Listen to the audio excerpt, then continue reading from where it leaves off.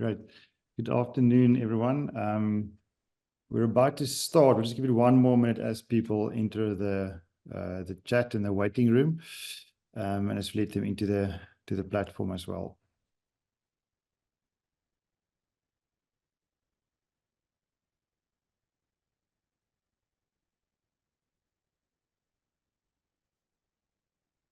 Good to see some familiar faces as people come in, and quite a few new ones as well.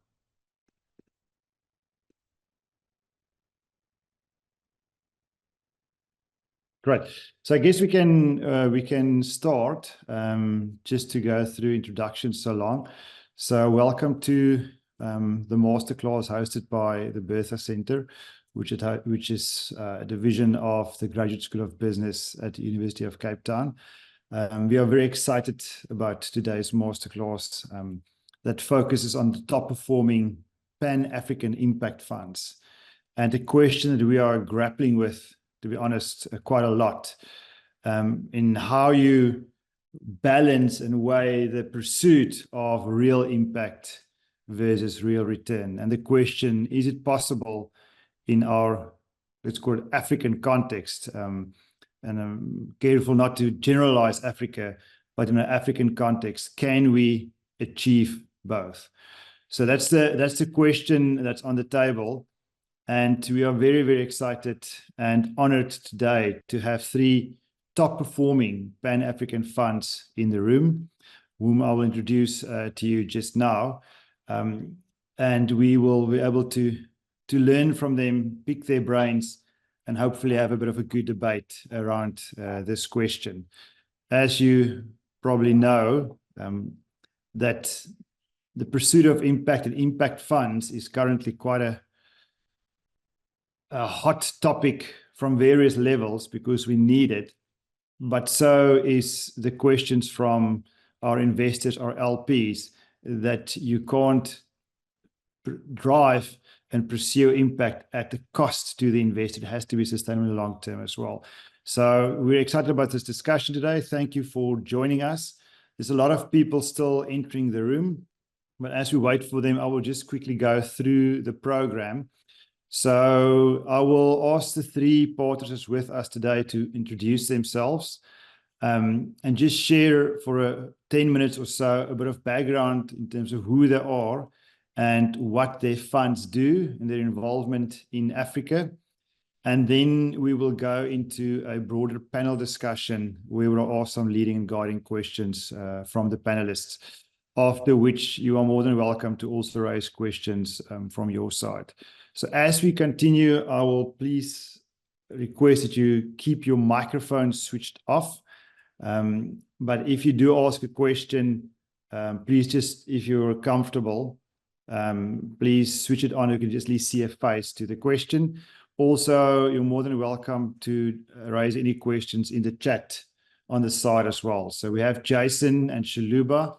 They are my co-conveners for our Impact Investing in Africa course, which is the unique course in Africa that we host at the University of Cape Town in September, as well as in Kenya in November. So they're my co-conveners, so they will form the questions in the chat and also raise ones as we to the group as we go along. So without further ado, let me introduce our 3 guest speakers and panelists that we have today. So the first one, and I'm always careful of the names, is Hussam Musa, who is from Apis Partners.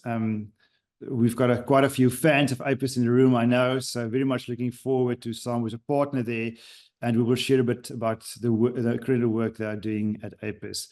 Then we have Neo as the next panelist. She is from Goodwill Investments, and she's the investment director for Southern Africa, and they are driving pioneering impact investment and looking at inclusive growth in emerging markets. So very excited to see, Neo, what you bring to the discussion as well. And then we have Smital Rambai, who is from Future Growth Asset Management, and he's a partner there as well. And we've had a bit of discussion before, and they're doing amazing work as well in the African context. So very much looking forward to what you bring to the table. So I will go first. Jason, I think it is Apis who will do our first introduction. just to share a bit in terms of the work they do and give us a bit of background and context as well. And this serves two purposes. One, to give us a context of the discussion we have forward, but on the flip side also to inspire us as we look towards driving impact whilst we have good returns to our investors. So without further ado, I'm handing over to Apis for the presentation. Thank you so much. Thank you very much, Daniel, and thank you all for your time to join. It's an honor and a pleasure to be here, and I would like to thank the Bertha Center and everybody involved for arranging this and for inviting us. So my name is Hossam Abu Musa. I'm a partner at Apis Partners, and my background is I spent the last 25 years investing predominantly in Africa and South Asia.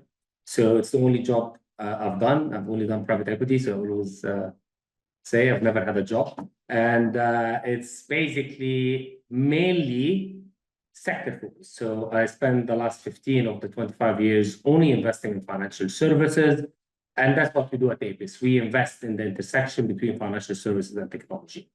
I'm usually based in Cairo, where I'm here today. I cover basically Africa and South Asia, and I spend a significant amount of my time across many African markets.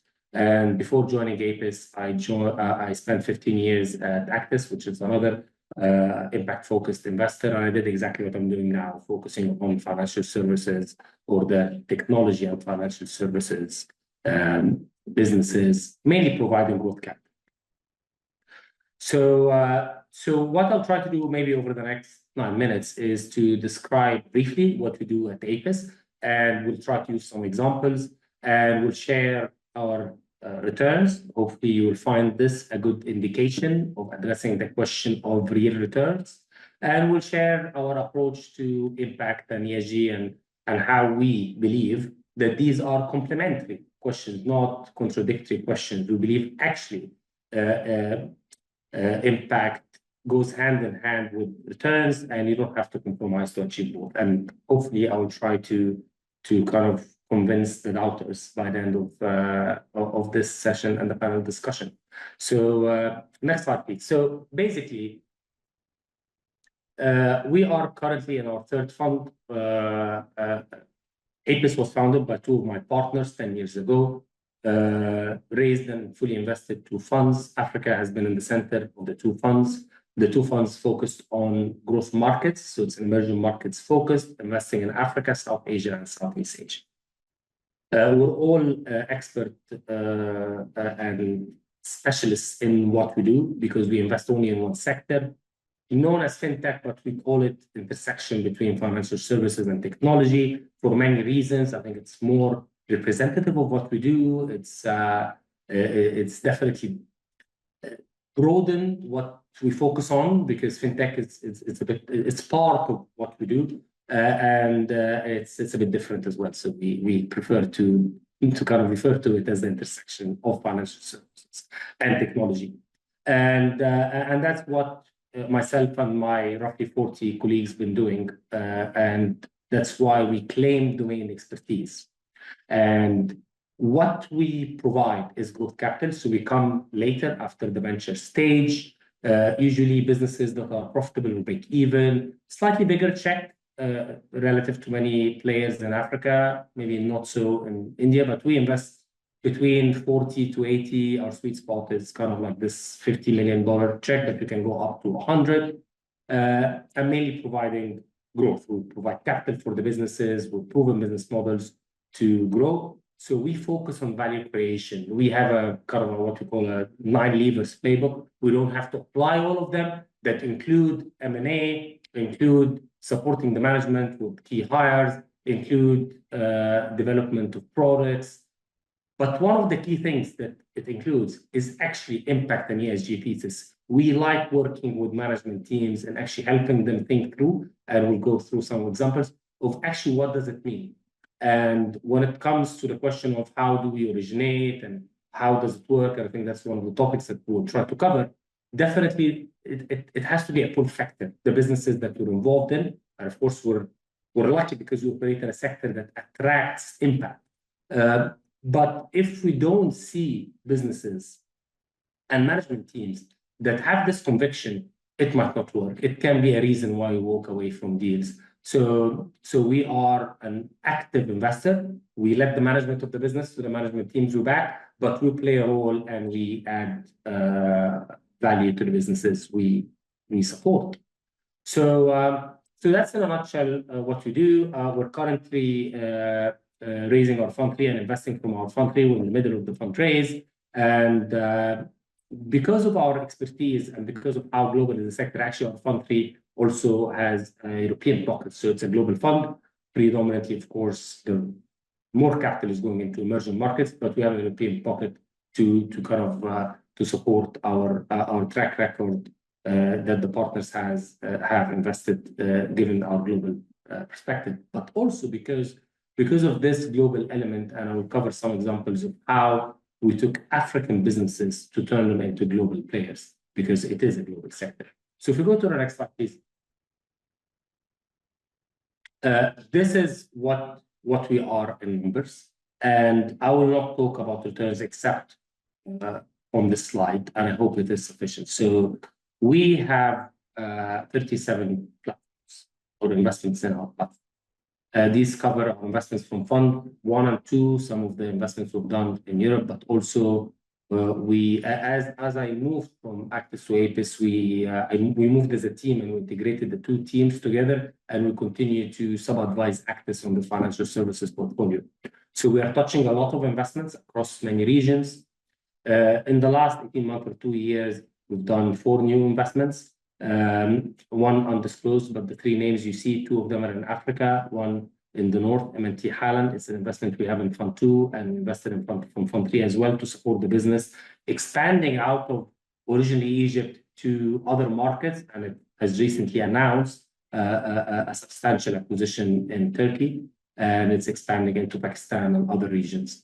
The other investment is an investment out of Cape Town, Peach Payments, where it's an online payment platform supporting SME businesses to allow them to accept electronic payments and offer them other financial services products online and digitally. And we're supporting Peach Payments to expand across Africa. So it's already present in Mauritius and Kenya, and we're supporting them through M&A and organically to expand into Francophone Africa and into North Africa.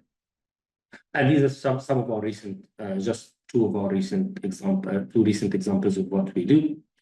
In terms of the question of returns, we believe we are a top performing fund. So our Fund 1 is sitting at 2.8 times dollar money returned or valued. We exited 6 of 10 investments, and the other 4 are either on track or materially agreed. So this return is very real. This is not paper money. This is money that is returned. We're sitting at around 2 times actually capital return from Fund 1 at 23% dollar IRR. So this is for any fund, emerging markets or not, it's a very respectful return. And I hope it addresses the question of if you are having a positive impact with investments you do, will this provide returns? Because we believe this is a top performing fund. Fund 2, which is in the middle of the value creation journey, is sitting at a very nice 68% dollar IRR. And this is achieved because we have achieved some early realizations and returned some money early. So we're sitting at 3.2 times dollar gross MOIC. But this is the real return. This is a 2019 vintage fund, so fairly young and in the middle of the value creation, as I mentioned. But we already fully exited 1 investment and partially exited 2, and in discussion of other conversations as well to return money early. And that's part of our strategy. We try to get to the one-time return, dollar return early, to return capital to the investors, and then build from there. And these are not one good investment funds because we're a growth capital, we're no venture. So this is usually kind of a investments that are a few investments sitting at the end of the tail of more than 4 times. None of the investments lost. We never returned anything less than 1 time. A few under 2x, but the bulk is between 2 and 3x. So So this is, in any matrix of private equity, is good return. It's high returns. And then top right, you can see the capital we actually return. So we raised $850 million and we returned almost more than 850. Yeah, actually it is a little bit more than 850. So it showcases that it's not just the ability to do acquisitions and M&A and buy and build and have these big platforms and then struggle with the exit. Exits are very important, can be challenging. And it is the big question a lot of LPs and investors asking about now is, when will I get my money back? And I think the focus on DPI, or returning capital to investors, is a key focus now for LPs that support private equity investors. And we have demonstrated that. So the rest of the slide just showcases where we are, some examples. I'll just move on just for sake of time. But I hope this addresses the point of the return. So are we having positive impact? So we believe ESG and impact go hand in hand. We focus on ESG. It's a hygiene factor. We only invest in businesses that respect the ESG agenda. We support management teams that have conviction and work with us on improving and enhancing the governance. And of course, the E and the S are easier in the sector we're in. And we focus on what impact will you deliver. And because it's financial services and technology, the sector is positive impact because it is centered around, everything we do is centered around three pillars: financial inclusion, democratization of financial services, and how technology is changing how consumers and businesses are transacting to become more efficient and more effective. So when our approach is, when we come to look at a business, we look at how impactful is the business model, how sustainable is this commercial thesis, and we'll try to combine this to achieve a sustainable impact, or sustainable positive impact business. So the first pillar is ESG. This is, we consider it as an input and we continue focusing on it to enhance. Second thing is sustainable, high impact business models for the long term. And we achieve that through, first, impactful business models. Second, focus on the sustainability. And this impactful business model, we look at financial inclusion, we look at democratization of finance, democratization of financial services, and we look at how technology is helping consumers and businesses to achieve these outcomes in a more efficient and effective way. What is the outcome of this? Sorry, just one point on the previous slide. It's this massive scale of impact, because what we do is exponentially resulting into unbanked consumers become banked, underbanked become banked. SMEs, which are very expensive for banks to serve, get the service they need. So the left column showcases what type of impact that we leave behind. So in the previous slide, we shared our returns, and I hope we established good returns. And here you can see we are impacting 1.5 SMEs and helping them getting access to financial services by being included in this financial inclusion thesis, or getting products. They might have a bank account, but the bank is not interested in serving them.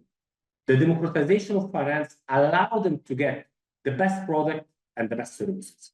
And you can look at how many touch points, more than 180 million customers. And for many of you in South Africa, Time Bank, which is one of our portfolio companies, is a clear example of how looking at how to take neobank model and fit it into an emerging market by having a kiosk model to be able to do the last mile and reach consumers and be able to serve consumers and small businesses that bigger businesses or bigger financial institutions cannot serve. Very briefly, I'll just touch on the next two slides. We'll talk about emerging markets versus developed markets. So in emerging markets, formal financial access. consumers in emerging markets and many businesses do not have access to any form of financial services, but they all have access to mobile phones. They all have access to internet. So the use of technology is allowing this data to become available, and the inclusion of these consumers within the financial services world that many of you will be aware of and be served by banks and other institutions. So mobile money became kind of like mainstream in the last 2 years, but it's still not actively used. So many enabling businesses are actually allowing consumers with mobile money portfolios to get access to a broad range of financial services, allowing small businesses and independent businesses and micro of the MSMEs to be able to accept payments through these mobile money wallets. And lastly, the financial sector deepening. What do you mean by that? What's the difference between the inclusion and deepening? The deepening is this democratization, because you can have inclusion but no products. You can have accounts, but nothing is happening. The deepening is to allow consumers to actually have access to a saving product. You don't have to be rich to save. You just need the right level of saving proposal to be able to save. Insurance, you can have microinsurance. And we support businesses that enable financial access, bringing businesses into the formal economy and make use of this digital infrastructure that is currently available across Africa and many markets. And lastly, deepening of financial services as a sector. And then my next slide. So I just want to give you like a 30-second heads up. Yeah, thank you, Daniel. Which is rightly timed for last slide, which is less relevant here, but it is related to developed markets, because don't think of Africa as we don't, like, basically we're behind, we're just different. Yeah, actually Africa leapfrogged many markets when it comes to the technology of the mobile telephony, which we've seen in the last 15 years, but also when it comes to mobile money.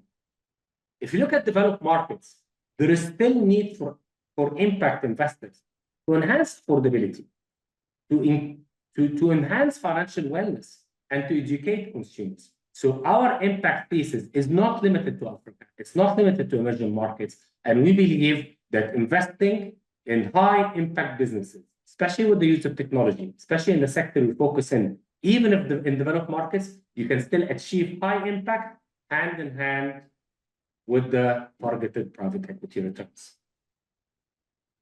Excellent. Thanks so much. Appreciate it. I want to ask you, we've got 2 minutes. I want to ask you 2 very quick questions, or maybe 3.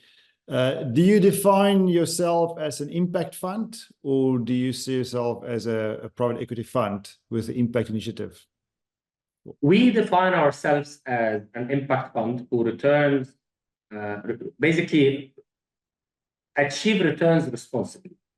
And the reason is because we regularly discuss with investors why we should not label impact funds as only impact funds. Because does this mean that non-impact funds are non-impact funds? Does this mean that impact funds are not for return? So we like to define ourselves as we achieve the required returns responsibly and leave positive impact. Okay, good. Thanks for that. Yeah, okay. We'll get to that in a broader discussion just now. And then the question, I actually want to ask about impact metrics, but I assume your financial inclusion is a big part of the impact metrics and everything that goes with it, because we all know impact measurement per se is extremely difficult. So how to measure financial inclusion, but we won't touch on that now. It's just a question, maybe we'll get to that later.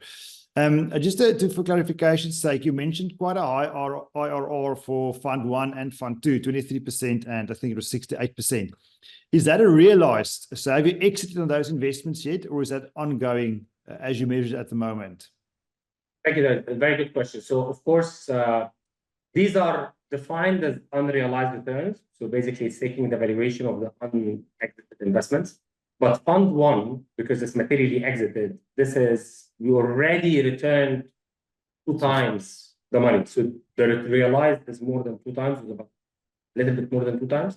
And the unrealized are values of businesses that are being exited over the next 12 months or so. So you can take fund one as if it's realized. In terms of fund two, we already are close to 1 time real money return for a 2019 vintage. That's very high. And the valuations are all done on real market events valuation based on an audited trail. So it's unrealized, but big chunk of it returned and is as real as it can get. The reason for why the IRR is high, it's a young fund. When you return capital, IRR stays high. So we expect this to come down a bit, but it will still be a very highly performing fund. Perfect. Which raises a whole another debate around exit strategies. We don't have time for that today, so I'll pause it there. Thank you so much. I will hand over to Neo to talk us through Goodwill Invest with Impact, and just to give us a bit of background also who she is and the amazing work they're doing. Thanks, Neo. Thank you so much, and thank you for having me on the webinar today. I'm Neo Ratau, and I'm the investment director for Southern Africa at Goodwill Investments. I also am the impact and ESG head for the group. Have been at the helm for 2 years now at Goodwill, on the back of 17 years of experience in financial services, in different aspects of financial services, investment banking, corporate finance, private equity, and some bit of venture investing. A bit about Goodwill, and that is part of my presentation right at the end. But we really have been at the helm for 2 decades now, and we busy with our 5th fund actually.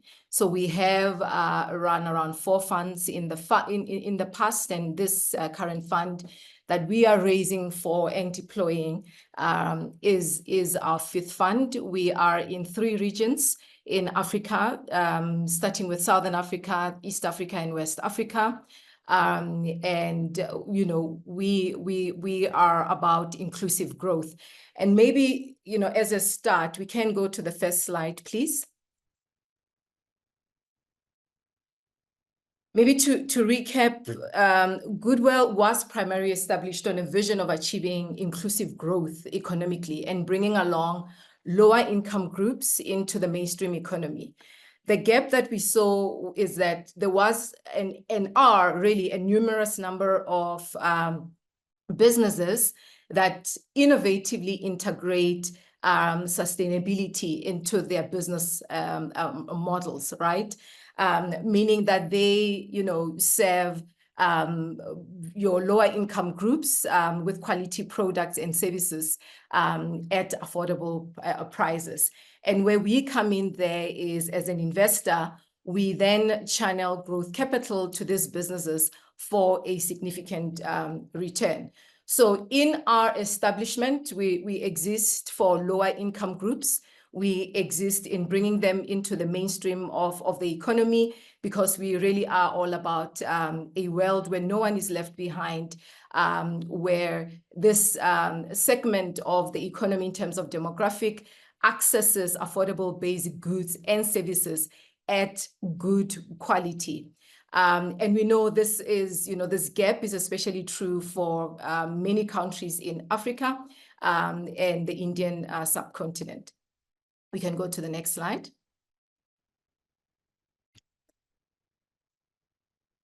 In terms of our focus areas for us in carving out where we would play and what our niche would be, it really was simply looking at the budget of the household of lower income groups and where the most allocation of funds happens.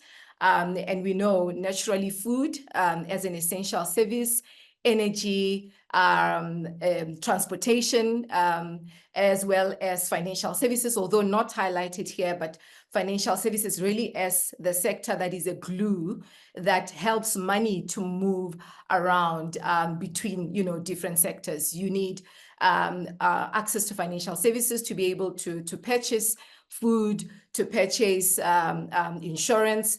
You need access to platforms to be able to move money around.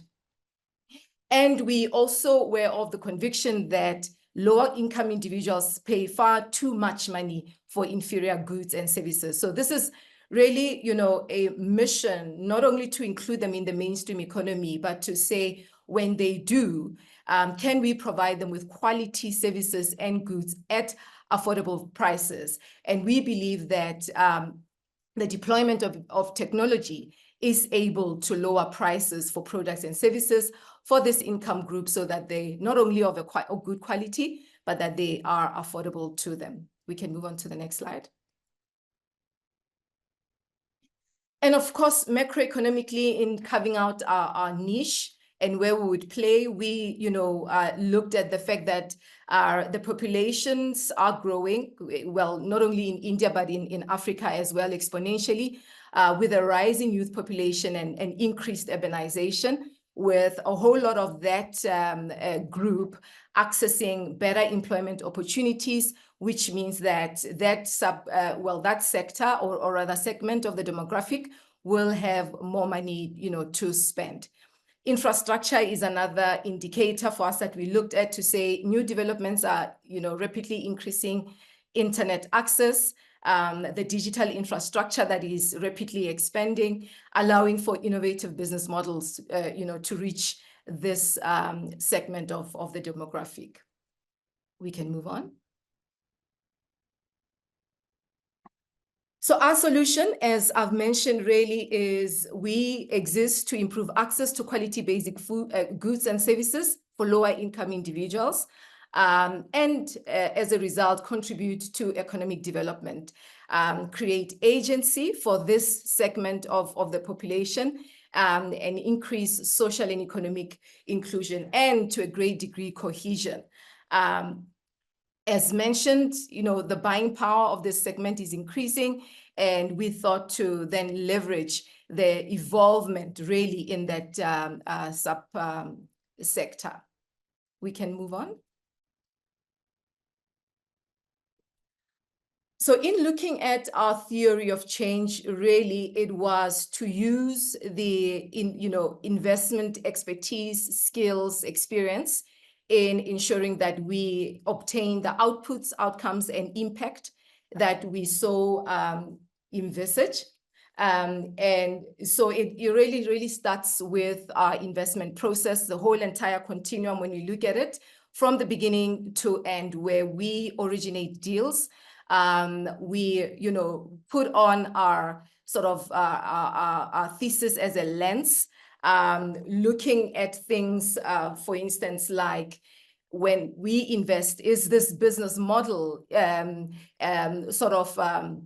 does it weave in impact at its origin, first and foremost, and does it have a path to profitability? We select investment with that in mind, and we deploy different activities. We deploy capital, we build constructive relationships with these investees, and develop local ecosystem strategies. One of our key underpinning values is that we partner with local entrepreneurs to solve local problems. And so although we are sort of multi-regional in Africa, we definitely work through local teams that understand, have invested, and have experience working in those markets. We also are a very active investor, in that we don't just put in financial capital and walk away. We believe that for the transformational and groundbreaking work needed to achieve some of the impacts which really take a long time to achieve, we then need to do the groundwork of partnering with the portfolio companies that we invest in, and pull different value creation levers, which I'll get into much later on. I think the importance of this slide is just to highlight that we identify the short-term outputs that we need to achieve in as far as impact is concerned, and in as far as ESG risks mitigations are concerned and opportunities, and that we've got a goal, of course, in terms of outcomes and impact that we ultimately, want to achieve. And as mentioned, improved accessibility to critical goods and services, creating high quality of jobs, accelerating and sustaining business growth is quite key of the outcomes that we looked at. And ultimately, and again, this takes a long time to achieve, creating livelihoods is one of our goals, sustaining financial returns for investors, as well as improving the quality of life of our end users, fostering inclusive growth at the end of the day. We can move on to the next slide. So the culmination of looking externally at the macroeconomic opportunities, as well as looking, inward to what it is that we're trying to achieve, bringing along lower income groups into the mainstream economy, led us really to a strategy which made us to solely focus, particularly for our latest two funds, in key African markets: West Africa, East Africa, and Southern Africa.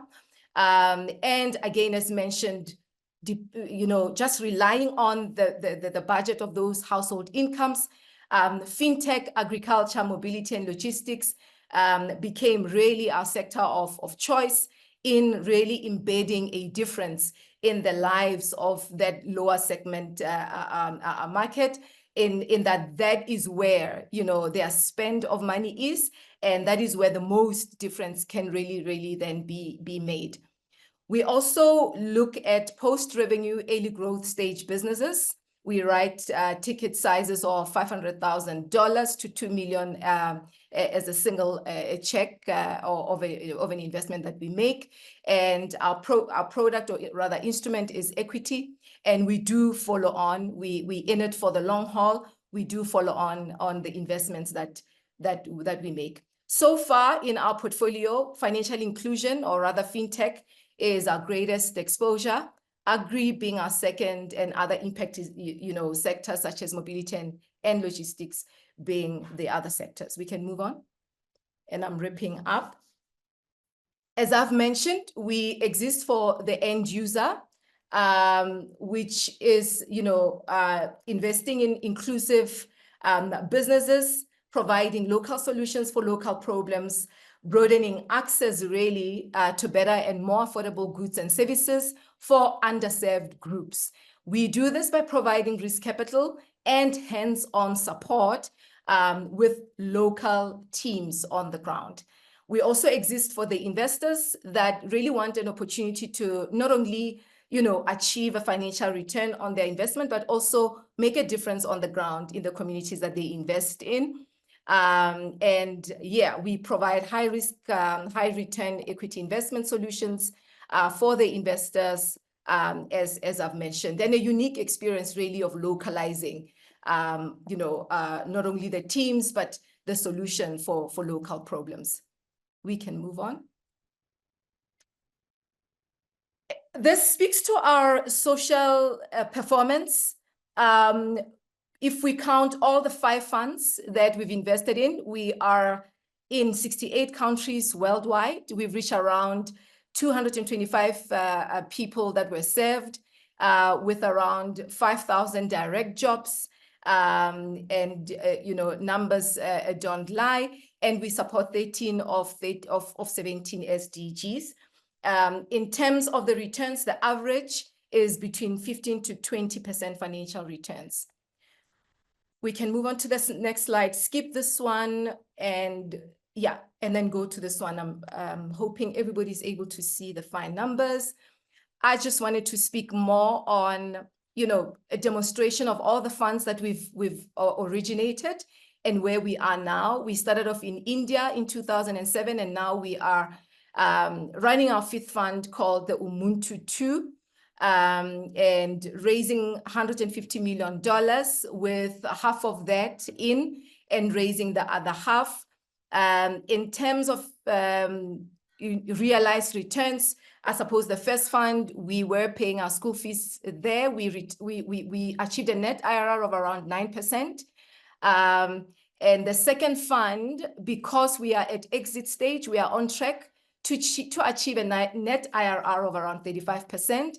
The third fund on target for a net IRR of 15, and Umuntu 1, target net IRR is around 15%. Of course, we're still investing in that one, while the last fund, we are investing through it and raising, and with an aim of achieving an IRR of 20%. I'll stop there for now. Thanks, Nia. Thanks for that. And inspirational, the work you do. I won't say I like the term, but I like the term, but what it implicates. You speak about the poverty penalty, which I think is a good way to coin it. So, and the amazing work you do to make quality goods and services more accessible. So if I can just ask you 2 or 3 very quick questions. Just maybe, I want to ask what returns you mentioned that. So the net IRR of 9%, I think, your first fund, which speaks more to like an impact fund focus as opposed to investment return. But then it actually lifts quite a lot to 15. I think you got 35 for one of the other funds as well, which is great. So maybe my question is, what is your typical length of investment? So do you have, because we sometimes find in our African context, especially work with social entrepreneurs and then local entrepreneurs, that you can't employ the typical 5 or 8 years and then you've got your exit. Sometimes it's a longer lead time, which then feeds back to your investors because their funds are locked up longer. So what is your typical investment period? Yeah, so our typical investment period is a minimum of 7 years.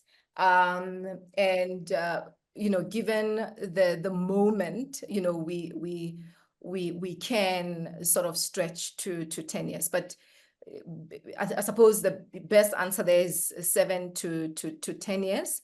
And just really being flexible on that 7 years as well, given that, you know, this is transformational work that we know takes time to achieve.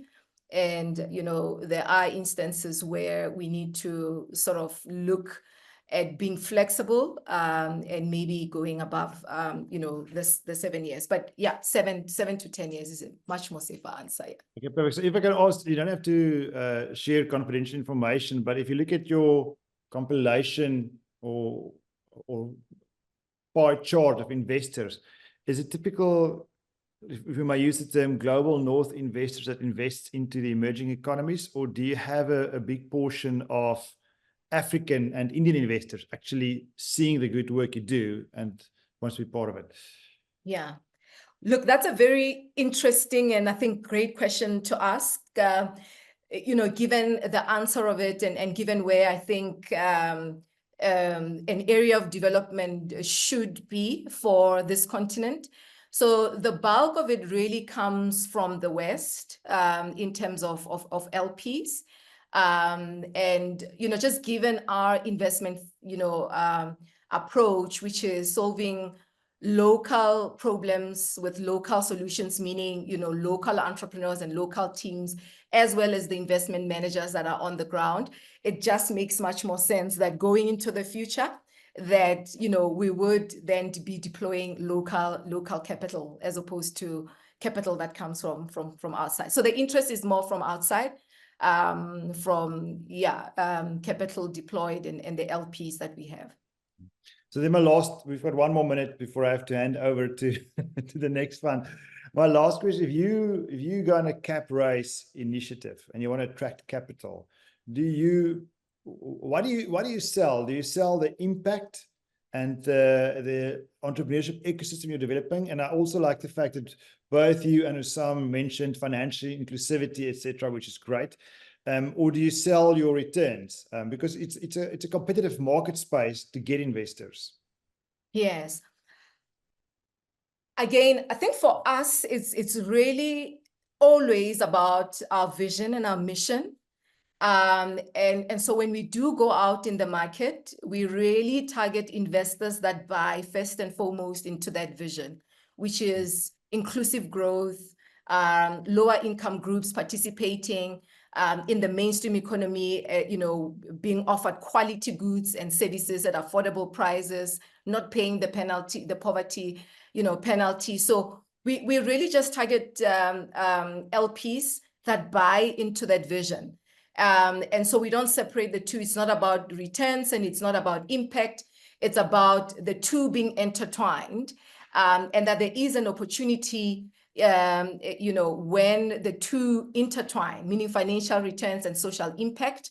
And when I started with my intro, I spoke about just that sweet spot, and that there is a universe of businesses that are solely created with that mission and integrate into their business model sustainable development. And so we really partner then with LPs on our back that see that niche market and that niche of entrepreneurs and that universe where, really things can be better for lower income groups. Okay, excellent. There's more I want to ask, but I'm going to pause there. Thank you so much. We'll get back to you just now. I'm going to hand over to Smital to take us through future growth. Smital, you've got the floor for 10 minutes. Sure. Thank you very much. Let me just quickly, sorry, just give me a second. I'll give you a second whilst you're busy, guys. Please, if you have any questions, please add it into the chat.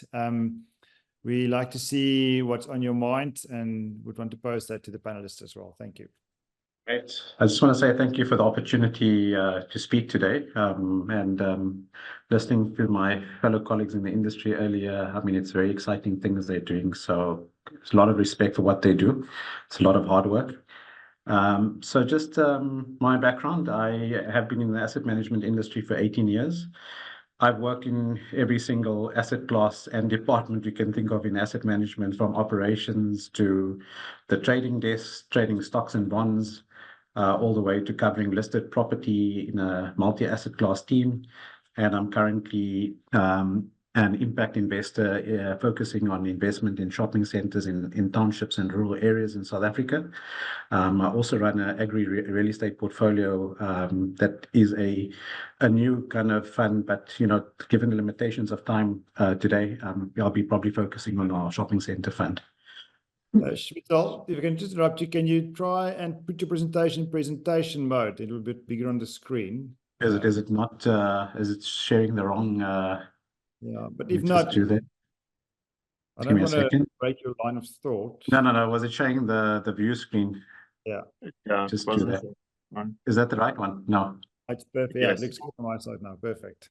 Perfect. Okay, great. So just to give everyone background, Future Growth manages a full range of fixed interest products and developmental impact product funds in South Africa. We have a big investment team with over 40 investment team members. And our total staff complement to run the business is just over 100 staff members, and we manage about 196 billion rand of assets under management, the majority of it from pension and provident funds in South Africa. So just to give you a breakdown of our assets under management, again, we invest in, a wide range of, we've created a wide range of products, for different levels of risk and return. Obviously, your money market funds are your low risk, kind of low return funds, all the way to high impact funds where we have private equity funds where, the returns are much higher. So if you just look at our developmental impact funds, they make up 43.6 billion rand of our 196 billion rand AM, which is quite substantial. And, we've got obviously various products. We've got an infrastructure and development bond fund that funds the infrastructure space at 17.5 billion rand as our biggest infra impact fund. And then I manage a shopping center fund that is around 8.2 billion rand. So, I thought, we've got such a wide variety of products. I'd focus on one product which I manage, which is the Future Growth Community Property Fund. This fund was established back in 1996. Most of you are familiar locally and internationally. South Africa got its democracy in 1994. So a lot of the township and rural areas in South Africa were quite underdeveloped. And, we saw an opportunity to develop shopping centers or partner with developers out there because we saw shopping centers as a catalyst for further development in underserviced areas. So that was what the premise was set up on. And if you think about a shopping center being developed out in a township or rural area, you actually developing infrastructure, which essentially is assisting the municipality in delivering more services. So, for example, if a shopping center is developed, we start paying a rates bill, which contributes, positively to the municipality, and the municipality normally then generates funds to build more houses or to develop bulk infrastructure. So, the stuff that you don't see, above the ground. I'm talking about sewage lines, water lines, electricity lines, so that developers can come in later as well to develop further residential housing and so forth. So, and I think the other idea was that we found that people living out in rural areas in South Africa were traveling a large distances to formal retail. So it was quite costly. So, for example, in South Africa, our government pays a grant for people that are pensioners. That's around 2,500 rand. And the distances that people in rural areas have to travel is quite substantial, sometimes 40 to 50 kilometers to draw that pension out. So, I mean, you could see somebody spending 400 to 500 rand traveling just to draw a grant that's just over 2,000 rand. So by bringing these shopping centers closer to communities, you effectively increasing the disposable income of those communities. What we also found is that we are sometimes the biggest employer in some of the areas we operate. So if you look at places like Mpumalanga and Limpopo in South Africa, where the unemployment rate is 80% almost, the shopping centers during construction phase, even post-construction, when retailers have to employ people, do create permanent jobs long term. And we go one step further, is that we also procure services from local businesses. So if a shopping center needs to be repainted or there's repairs and maintenance to be done, we give preference to local contractors from the community in which the shopping center is located. We also encourage entrepreneurial development. So you'll find that generally 15 to 20% of our tenants in our shopping centers are independent retailers coming from the local community. And often our property management team assists some of these informal businesses to become formal businesses and rent space in our shopping centers. I think the other thing is that we also develop, when we have these shopping centers, we always have key transport infrastructure built on. So we always have a taxi and bus terminal at our shopping centers to make it easy and convenient for shoppers to at a cost efficient way to access the shopping center if they're not in walking distance. And in some of our shopping centers, like in an area called KwaMashu in Durban, has a railway station built underneath the shopping center that connects all the way to the Durban CBD. So I think, if I look at that KwaMashu example, when that shopping center was developed for us by a developer, it was a catalyst for further development. So what we've seen subsequent to that is there's been a massive government hospital built right next to the shopping center called Dr. Pixley Hospital, which, it's one of the biggest hospitals in South Africa now. And it's got a regional magistrates court that was built subsequently, and there's a lot of formal residential housing now being developed. So, these developments can spur on other developers to also add on other properties and services.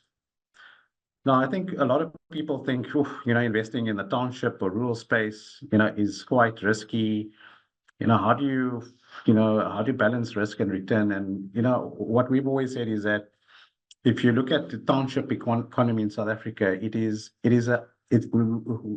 not a lot of data out there, but we've been operating in this space for over 20 years, and there's a big township economy. And various commentators in the market say that economy is worth 500 billion rand up to 700 billion rand. Nobody really knows the number, but if I show you the returns that we're generating from our shopping centers, I mean, it tells you that, there is a lot of cash in that economy in the township. So, property is a long-term asset, and just our fund, to give you kind of maybe context relative to the other speakers, is that ours is an evergreen fund. So we don't have an end of life like a 10 plus 2-year term. So, to deliver a consistent return of CPI plus 7.2% since inception is a great achievement, given that we have to continuously, in an evergreen fund, redeploy capital and reinvest in our existing shopping centers and find new opportunities, while still trying to generate, additional alpha through, for example, through solar implementation on our sites.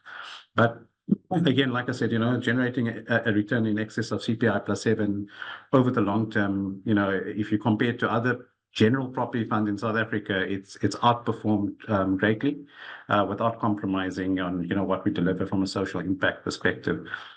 What I want to quickly show you is just the, our fund versus the general South African listed property index. So the last year, it will look like SA listed property outperformed our fund drastically, but the SA listed property index is coming off a low base because it got hit hard by COVID. People lost trust in the sector as well, and I think the valuations look they look attractive, and I think there's a forecast that bond rate, the interest rates are set to be cut in the next few months. There's 2 rate cuts expected. So often, listed markets rally on information that comes out, and so the fundamentals are pretty much still weak. But what I want you to focus on is the longer term track record, where the 7 and 10 year numbers, where just our focus on. Our focus is not just on managing the shopping center, it's to deliver social impact as well, because we realize that if you don't, and I'll touch on the impact stuff we do shortly, is that if we don't do those impact things, we actually won't survive, and we won't be able to deliver these types of returns. So, if you look at property is a long-term investment, and you look at over 10 years, we've managed to generate a return of 12.45%, whilst, the general South African property markets return 3.2%. That's a staggering outperformance. So why I say that we don't look at property separate from ESG in our fund. It's fully integrated. We live and breathe ESG in the assets. Like, it's not even, our team doesn't even, actually, we don't even call it ESG. we look at it holistically. So I know, I've used the SDGs as an example, but it's always a good example to show what, my fund covers in terms of those goals. So again, it covers of poverty alleviation, because we're increasing disposable incomes of people living in the township and rural areas. And we're also bringing affordable services there. So, some of the commentators mentioned about banking and financial services, all of guys like Time Bank and them are out there in the township and rural areas, actively selling their banking services. So we've got that. We've got access to healthcare. So we've got doctors, nurses, clinics built onto our shopping centers, because we want to create an all-inclusive kind of service and goods delivery destination for consumers to go to. And then, like I said, we create employment at our shopping centers during construction and post-construction. And what we also invest in is sustainable energy. So we've invested in rooftop solar, and we've invested in batteries as well. So just to give you context, we've been investing in rooftop solar across all our shopping centers even before load shedding was a problem in South Africa, because we operate in the rural space. We often have to just, electricity supply has always been inconsistent in those areas. So this was not something new for us, when load shedding happened. And why it's important is that, it's obviously environmentally, it's obviously has a positive impact from a carbon perspective, but it also generates positive returns for our investors. So we are able to achieve anywhere between a 20 to 25% IRR on the rooftop solar for our investors in the fund. So that just enhances our property yields in the end. And then what we also do is we smart meter all our buildings. So at the moment, we've acquired new assets. That's why our buildings, only 91% of our buildings are smart metered. But why we smart meter them is that so we can keep an accurate account of how much energy is being consumed in the building, so that if there's any energy loss, it's not being wasted. And we also able to accurately bill our tenants the electricity usage and water usage that they have. Then again, the battery system, we've piloted this at one of our shopping centers recently. And, this drastically brings down our diesel consumption usage, when using your diesel generators. So we don't have to use diesel generators at the site anymore. So carbon, emissions drastically reduced. We can arbitrage electricity as well. So download when there's no sun, download electricity from Eskom in the evenings at off-peak rates and sell it back to the tenants at peak rates during when they trade.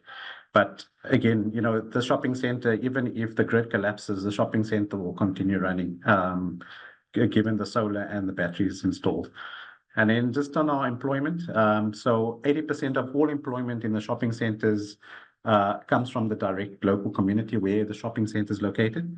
So we enforce it with our service providers, our security companies, our cleaning staff, any businesses that contractually do work for the center. It's very difficult to enforce it with our retailers, but we have discussions with the retailers to say, you know what, please, if you can employ 80% from the local community, it will benefit us and the tenants because it creates loyalty towards the shopping centers. The consumers obviously realize that it's a big employer. So when they earn, they spend money at the shopping center, which obviously is positive for the retailer. And we obviously then see our rentals improving over time because the shopping center is being supported by that local community. I mentioned, this is the last kind of thing, and I'm running out of time. I just want to quickly talk to Unjani Clinic, who we partnered with at a lot of our shopping centers. So what Unjani do is they build a shipping container. They bring a shipping container on site, normally in our parking lot area, and they convert that shipping container into a clinic. And then they bring in a nurse who then becomes a entrepreneur, and she owns that clinic. She pays a monthly installment for the clinic that's been set up for her to Imperial. And we provide the facility for free because our parking lots rarely get used because, people they come by foot or they use rail or they use taxis. So what happens is that the nurse becomes an entrepreneur and she obviously provides low affordable clinic services to the consumer. And it's great for us as a shopping center because, if you're coming to the clinic, you might as well do your shopping for your basics like bread and milk as well. So we try and create consumer services through retail and health facilities. And just to give you kind of an indication, our clinics across our portfolio on average see about 8,000 patients a month. So quite actively used and, like I said, very affordable. And if you just do numbers, I'm going to use Diepsloot Mole, which is in the Gauteng province in South Africa, as a quick example. The nurse sees almost 1,000 patients a month. And the rate she charges is anywhere between 100 Rand to 250 Rand to see a patient. And so you can see how lucrative it is actually for that nurse as an SMME business to make money in this space. And it's such a good initiative because the government clinics are so overburdened that people don't even get seen at those clinics. So these are nice alternative services at our shopping center site. So we look at it, holistically. How do we attract consumers long-term and keep them sustainable to frequent our shopping centers in comparison to a competitor? So that's kind of the story. I'll leave us some time for some questions, Daniel. Thank you so much, Nizal. I think somebody used the word inspirational in terms of the work you do. I'll be honest with you, if I think of impact funds, shopping center is not the first thing that comes to mind. It's not something we typically associate with that. But the way you portrayed it really shows the impact you have and also driving towards financial inclusivity and access to markets as well. So if I can maybe just ask one or two specific questions. Do you typically go for these developments on your own? So is it self-funded, or do you make use of what we will call like innovative financial models like blended finance, or get like some venture philanthropy to de-risk some of those investments? Yeah, so all our capital, we own 100% of the shopping centers generally. So we operate similarly to a listed REIT on the stock exchange. Except that we're not listed on the stock exchange. So we're very much income focused and driving growth in income. So because all our investors are pension funds, we don't like taking that early development risk. So we approach developers to say that if you are developing, we will look at, buying the shopping center after 3 years of it trading, because it often de-risks the project, because then you can assess what the trading densities look like, and you can look at the population dynamics of how that population is growing in that area. We look at the industry growth that supports the revenue or the income streams of people living in that area as well. So, if there's a mining boom and there's a shopping center set up there, you can do the numbers and see how much disposable income is possible in that area to drive growth in that shopping center. Very good. So, okay, that's great. In terms of your impact drive per se, I mean, this, like you say, there's a lot of similarities to your listed property developers. So I guess the one question would be is, how do you differentiate yourself to potential investors? So why would I invest with you as opposed to a listed, or like I think they close balance sheet, but Atterbury Group, et cetera, for instance, or Growth Point? What is that differentiating factor that you bring to the table? So I think, our funds obviously very much focus our mandate is exclusively only to invest in townships and rural areas. And our focus is in job creation and, delivering kind of sustainable, essential goods and services to those communities. So I think, where we are, and I'll tell you where we are different is that it's a very difficult space to operate in. You're dealing with the construction mafia, you're dealing with, you're dealing with infrastructure that's not working. I can tell you there are so many infrastructure problems in other provinces that, we live in Johannesburg. Most of us live in Johannesburg or Cape Town.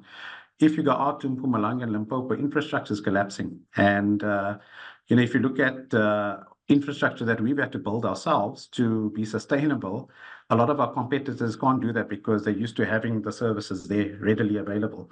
So I'll use an example where some shopping centers, the water supply suddenly just disappears because the infrastructure around the water doesn't get maintained by government. Now, if you're running a shopping center and you don't have access to water, it's very difficult to insure the shopping center. So you kind of have two options. You either truck in water, which can cost you, sure, it depends on the site.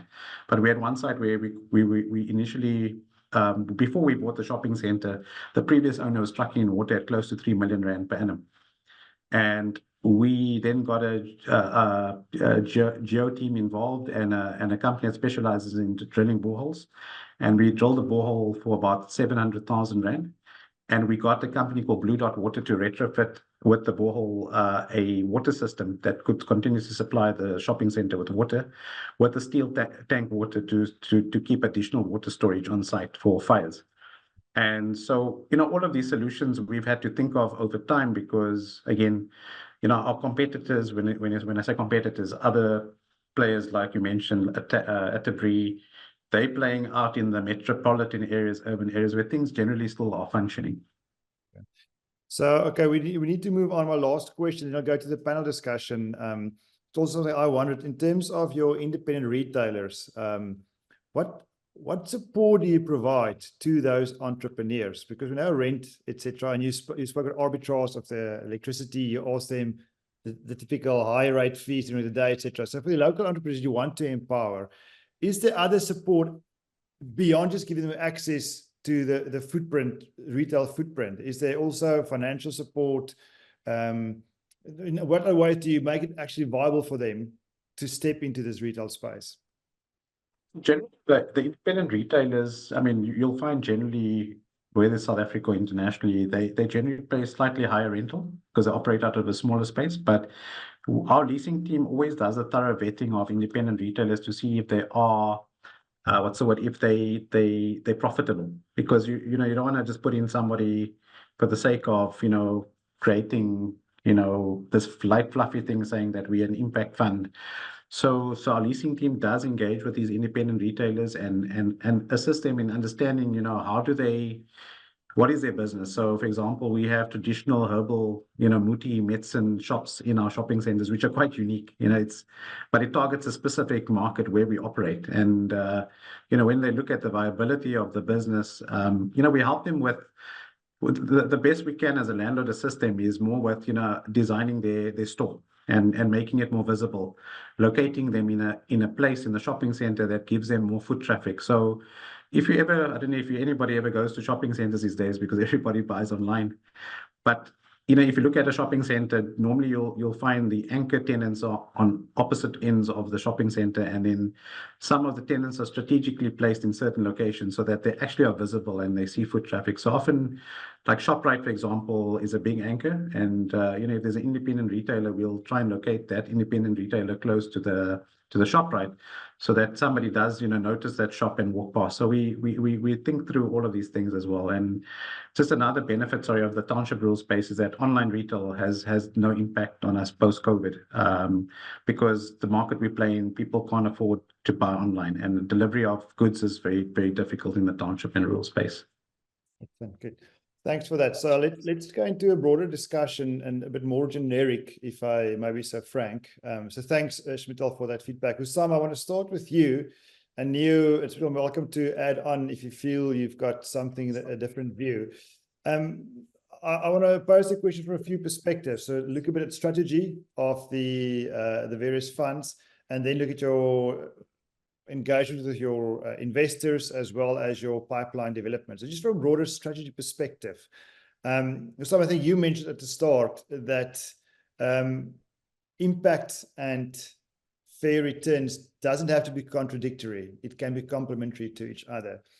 But in practice, you are dealing with investments where you've got a short-term output. So we still measure the outputs in terms of IRR, whilst impact is in many instances a long game that you have to play. And we can have outcomes now, but we can only measure the impact way into the future. So from a strategic point of view, how do you deal with this tension between, let's call it short-term, 3, 5, 7 years, fair financial returns in pursuit of a long-term impact, which might have a much longer shelf life that you have to work towards? So how do you deal with that tension? So I guess there are 2 points here. First is this foggy line between ESG and impact. And maybe we address that first. So we believe ESG is hygiene factor, and it's highly linked to return. So you invest in clean businesses, you support businesses to have the better or the best world-class governance, and you get higher value in your eggs. So these go hand in hand, where basically you're not compromising, you're complementing. Now we address the direct impact.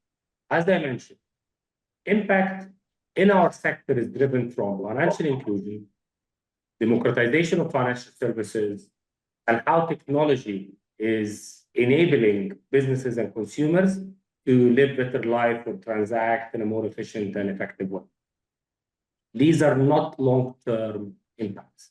These are immediate impacts that we already assess. When we're looking at businesses, we assess what impact are these businesses having today. And as I mentioned, we assess the sustainability of this impact and ensure that the sustainability is real and this impact will continue. So in a way, the impact takes place before the financial return, because it's from day one, and it continues during the life of the investment, and it lives after that under different ownership. So I guess I'm addressing 2 points. The first is the ESG element, which is massively complementary. It actually directly results into higher returns. And then the second part, which is the impact, it happens from day one, should be happening before we invest, should be sustainable, should be complemented, supported, nurtured, and continues way after the financial return. Neil, from your perspective, is that the same on your side, or do you have a different approach? Because I know you speak a lot about ecosystem development for the entrepreneurs, and one of your outcomes in your theory of change is high quality jobs. But that's an outcome. That's not necessarily an impact. So how do you deal with that tension? Is it the same as Hussam? And I like the Hussam that you actually distinguish between ESG and impact, which is a bit different. So Neo, just your perspective to that. Yeah, so on our end, we from the get-go really engage businesses as you know, as I've mentioned, that in their operations, in their modus operandi, in their makeup, in who they are, their objective really first and foremost is to create change, social change on the ground, or any other transformative change for the lower income groups, right? So we don't find companies and try and say, okay, what impact can we achieve here ultimately, right? We align from the get-go such that at the point of investment already there's that direct social impact, even if it's in the form of an outcome that's created. And of course, there are businesses, many businesses that would create jobs. Job creation is a great sort of a social outcome that one could sort of generate. But we look for just more than that. And I'll give you an example with one of our payments companies that really was established to enable money transfer between countries, right? And to make borders matter less, and to ensure that there's money movement really between African countries. And of course, with that, come a lot of outcomes around job creation, financial inclusion, which is one of the main ones, but then ultimately enhanced livelihoods, as well, right? And with just that one company, there really is just a lot of not only outcomes, but impact that can be achieved. And so for us, I think because from the get-go, we go for companies that integrate sustainability in their business model, that tension is less, but maybe more so where we want to create more transformation and the investment period is ending and we feel that we want to, sort of go on in terms of the investment period. That's usually where the tension is felt in making those decisions. And again, in some instances, because the work that the businesses that we target are usually very transformational, very systemic, never really seen before in terms of what they bring, they're quite innovative. We see a lot of tension there, especially in bringing in co-investors that buy into the vision, in that we don't necessarily write the whole entire check that a company requires. We lead most of the time, but we expect other investors on the cap table. We find that tension with investors that say, no, this is too much of a risk for us to take. This is quite too unique, new, groundbreaking. We're not interested. And so for us, those are usually the tensions that we find, finding the right co-investment partners that buy into, core transformation, as well as, the investment horizon, tensions. Sorry to interrupt. Do you do direct deals as well, or do you only work through your fund? Or would you have scenarios where you've got investors through the fund and then you get direct deal as well? Because I'm just thinking in terms of managing that risk, they trust you and your investment committee to actually do that due diligence processes and feasibility, etc., and come to them and say, you know what, guys, we've got the impact objective, but there's a real financial return. But if it comes to direct deals, they also partake in that risk more directly. Yeah. So yeah, twofold. So we manage a fund, we manage money on behalf of our investors, but we do offer opportunities if they want to go in directly. I don't know if that's the question that you're asking. If our investors can go directly alongside ourselves. Yes, there has been instances where investors have sort of invested alongside our funds. Yes. Good. Shutal, you want to add to that, or can I'll add to what Hassan. Sorry, I'm on mute. No. You're live. Yeah, so no, I just want to add to what Hassan said. It's not, I think there's a misconception that you invest and you get the financial returns and the impact will come later.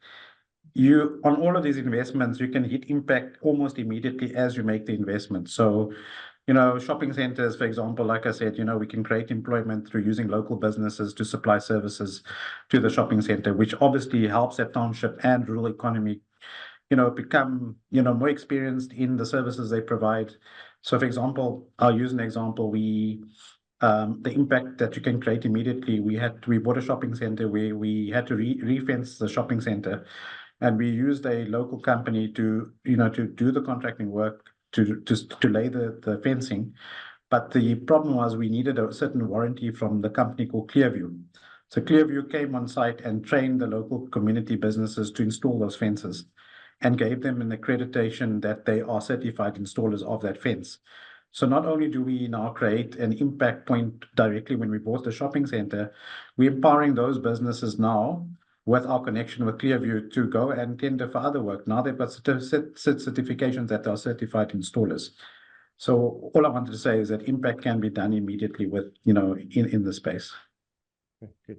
I like that. And you can actually start to measure that from the get-go. Shmita, maybe that will lead into the next question I want to ask you, and I'll ask you because I think it's been raised to you in the chat by Melanie. And I know Melanie, so she always comes with difficult questions, but she asked, if your returns are so competitive and you're fundamentally moving the penetration footprint of consumerism in townships. So but let's make it more generic. If the returns on these impact funds are in general so competitive, why aren't more competitors doing it? So why do we still even have this distinction between private equity and impact funds? Is it that should just not everybody play in the space of purposeful impact and pursuit of returns? So I think it's a good question. I guess everybody always says there's a distinction between private equity and impact funds. It depends. I guess if you're going to do a private equity fund that does mining that is going to drain the resources, do you call it impact? I think impact is such a wide, broad category. What might be impactful for me might not be as impactful for the next person sitting on a table. So I think, look, for me, impact is quite subjective.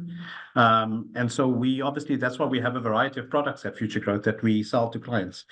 Is that, for example, the fund that I manage, which is invested in shopping centers, that might not be impactful enough for one set of investors. So we've got another fund that does renewable energy only, and it's called the Power Debt Fund, which only does, lend money to power producers. So, there's clients that actually just want exposure to renewable energy. So I think it all depends on what the client wants at the end of the day.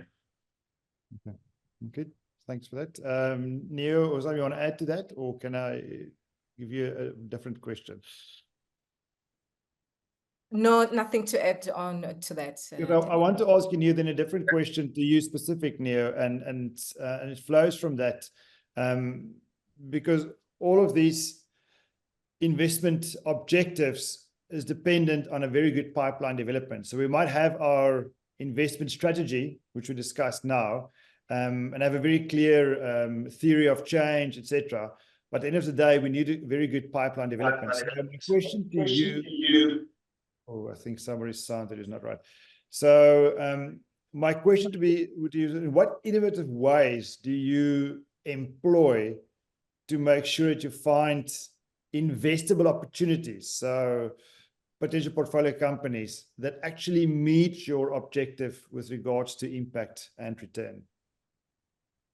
Yeah, so my favorite one that I like, that's very much has got to do with identity, is just repeat referrals that we often get really from relationships that we already have, from the boards that we sit on of our portfolio companies, and engaging with other board directors and them understanding what we do, and in a lived experience way where they see us having an opinion on the investment, adding value to the investment, how we are high touch with that portfolio company, the decisions that we take, liking to lead whenever there's a funding round and bringing on like-minded investors, and then people around us reflecting and saying, we like what we've experienced and we've heard of this portfolio company, or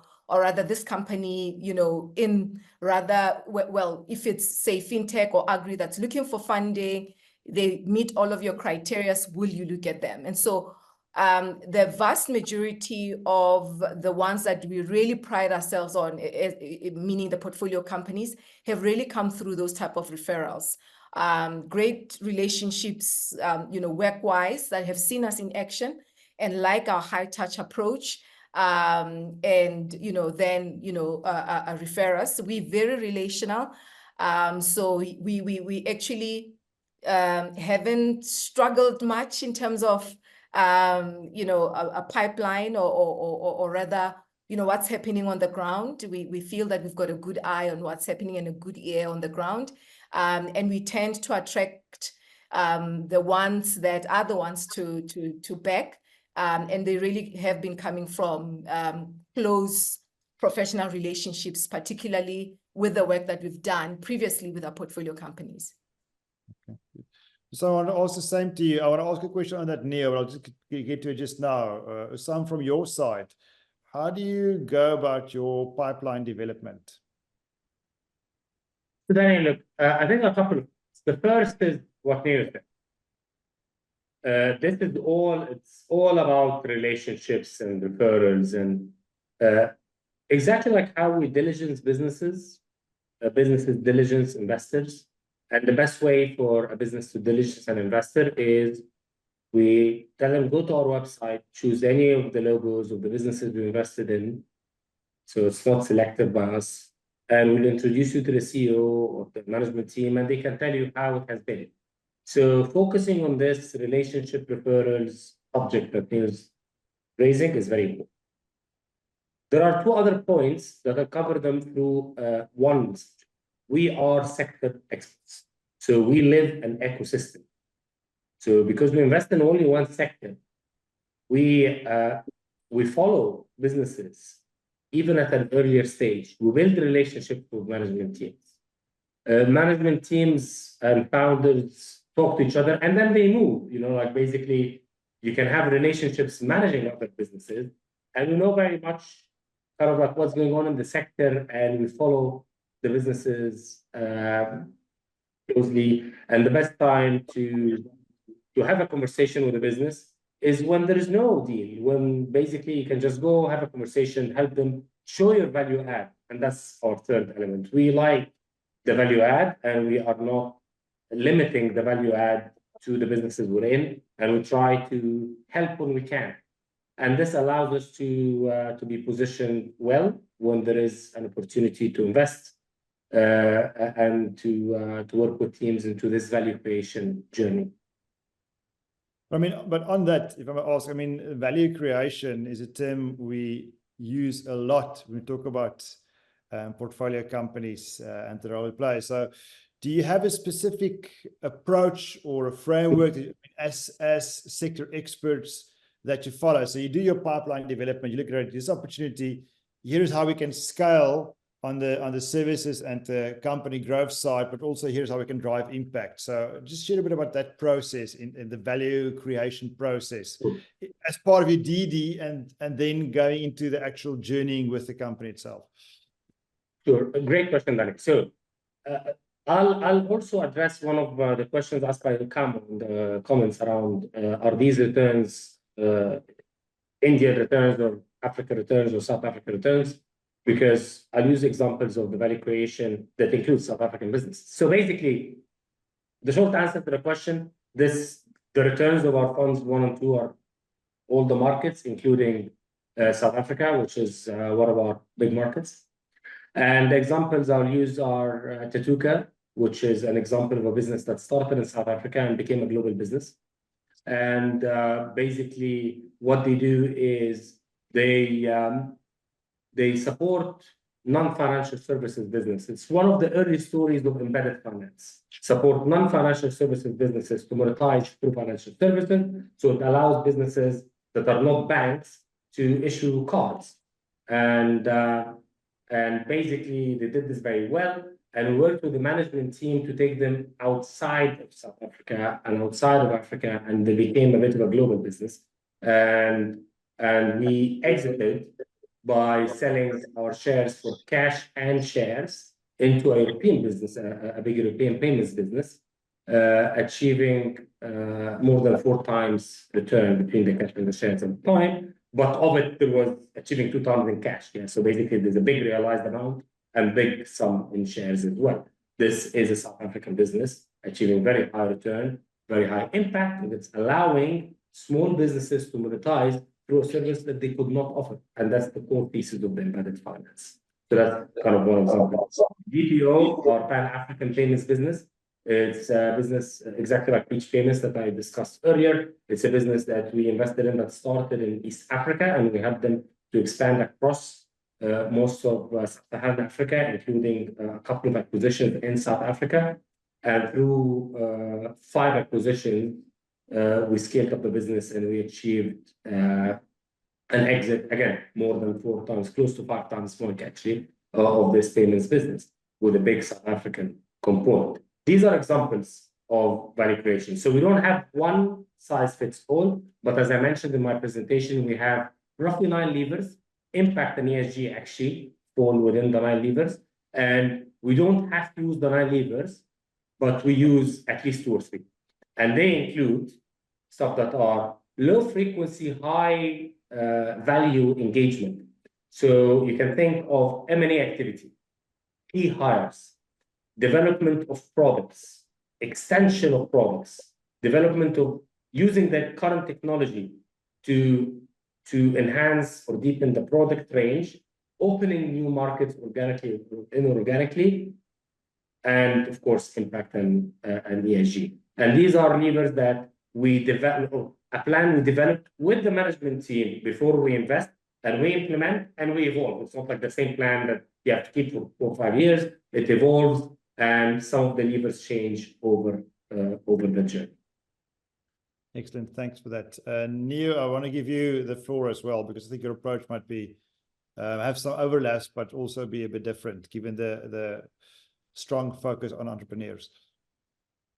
Yes, and also focusing on, or rather taking into consideration the stage of growth of the business. So the levers that we usually, pull in terms of value creation, as you can imagine, at the early stage, businesses need longer runways. They need more funding, be it equity or debt. And so we bring in our expertise around where they can, fundraise. So our networks, just really drawing from our networks locally, and even, abroad, in whatever form of solution or product that's needed at that point in time. So fundraising is a huge one. And as I've mentioned, we lead. And in leading, ensure that we find suitable investors, on that cap table. Governance is a lever also that we sort of pull. Usually, a startup and a scale up and an established business are 2 different businesses, and they require different sophisticated, management skills. So wherever there are gaps, again, from, industry networks where there's expertise that are needed for the different, levels, in the business, and also on, on the board as well, where there are gaps on the board in terms of skills, and even in the company, we steer and encourage the company to sort of bring those skills in.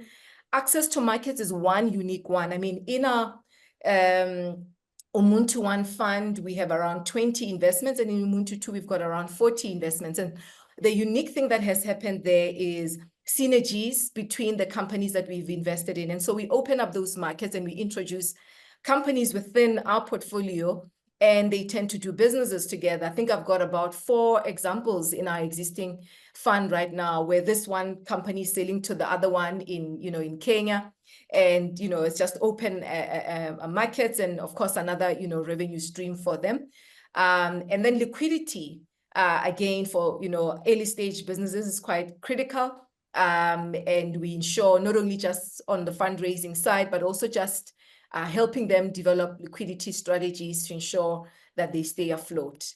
And of course, the obvious one is impact and ESG. We continue ensuring that we drive value. Ultimately, when we do exit, we do believe that minimizing ESG risks and exploiting opportunities that are brought about by the ESG, or rather the circular economy and impact, can drive value. And we have those conversations around how to further, leverage what it is that they do and expand it to more opportunities. And I think one of them is also how that can open up more funding if that is in place. And we've seen it happen quite a number of times, especially the climatic theme can open up more funding. Yeah. Excellent. Thanks. That's a valuable input and contribution. I need to wrap this, wary of time, but Smita, just a quick question to your side on the pipeline and the value creation. I mean, your approach is a bit different because you actually own the malls, if I use that term, in which you invest. So I guess the approach is it's more hands-on.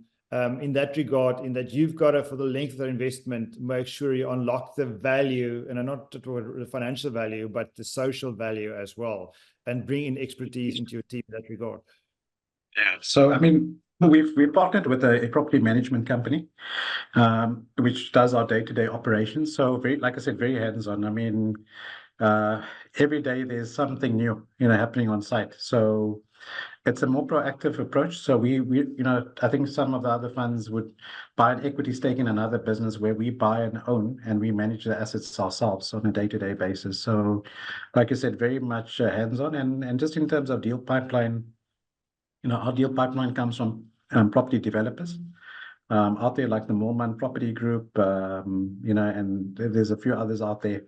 So just in terms of, that's one avenue of deal pipeline. And then we also see opportunistic assets where we feel other shopping center owners are not running those assets maybe in the township space the way we would run them.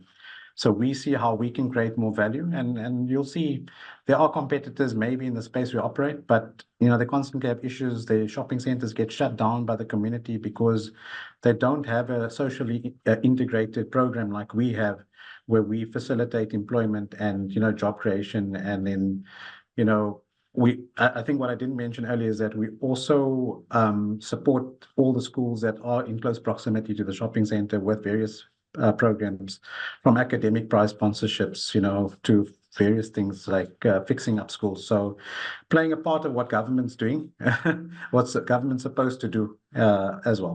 We'll do that. We have to.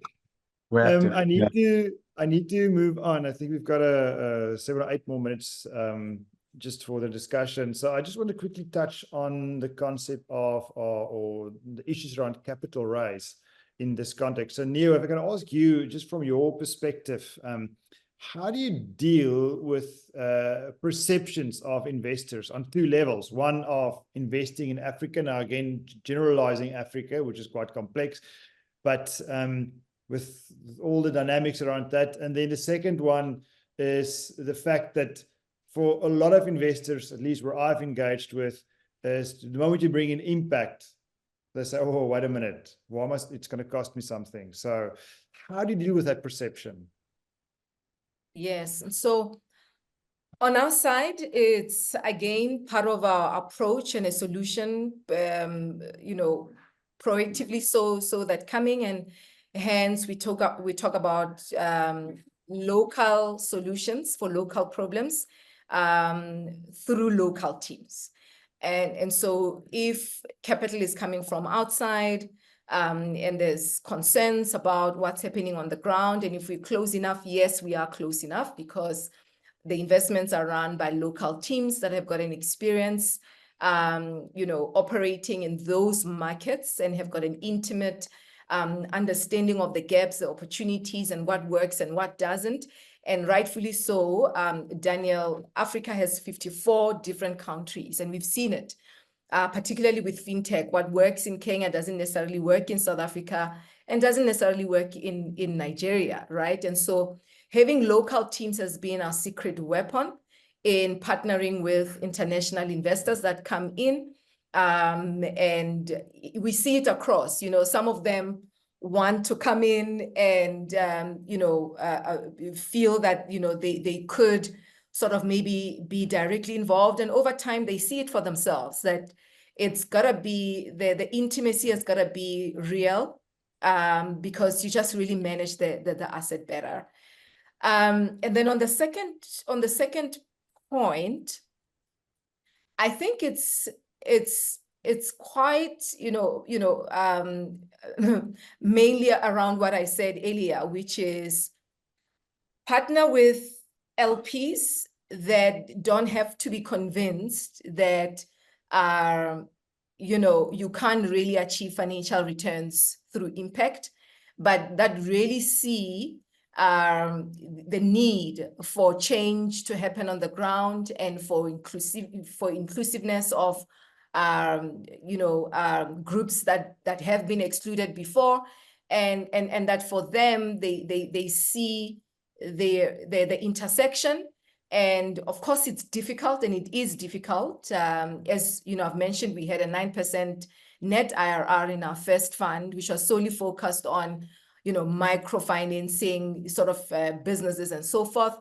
If there is that sacrifice, then so be it, but have that financial return with a change that has been effected on the ground. So if you have an LP that understands that and understands it's difficult, it takes time, there's compromises here and there, we join forces with them and we partner and we go on the journey. Okay. Excellent, thanks. A very good comment. Usana, I want to ask you to please just give your perspective around the impact versus returns perceptions from investors. So how do you deal with that? So I would say it's an evolution.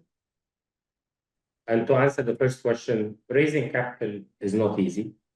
And raising capital now, it's a tough environment.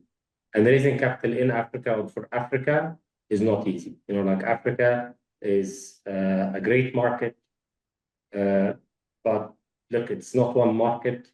Currencies for a lot of hard currency investors, currencies are volatile, and it affected investors over a couple of decades of volatility. So it's not an easy task, and definitely there is a job to do to improve, and a job to do if you are raising capital in Africa for Africa. The secret is if you think of a Venn diagram of a proven strategy, return and team, and if you're sitting in this intersection, your job is a lot easier than if you're not. So if your strategy is, if you're a first-time fund, team has not worked together, and the returns and your previous kind of like work returns were low, that's very different.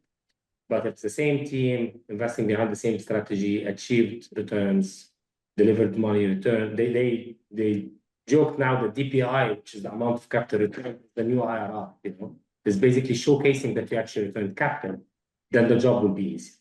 And lastly, as I started answering this question, Daniel, it's an evolution. So of course, 10 years ago, the label impact was perceived as it's not return. And investors are getting their head around, actually, there is complementarity, and a lot of private investors are now allocating to impact dedicated investors. So I would say the challenge that we all face is more from the Africa label, not from the impact label. That's what we need to work on changing over time, because the impact is evolving and investors are getting comfortable with the label. Excellent. Great. Thanks. Very, very good answer.